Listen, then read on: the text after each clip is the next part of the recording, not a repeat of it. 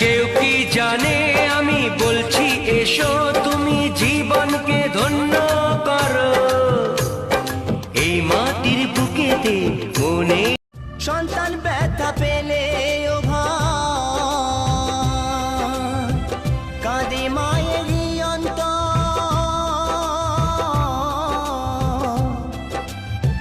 তবু কেন অত্যাচার করো সে মায়ের উপর? ত্রিভুবনে মায়ের মতো, ত্রিভুবনে মায়ের মতো আপন কেহ নাই।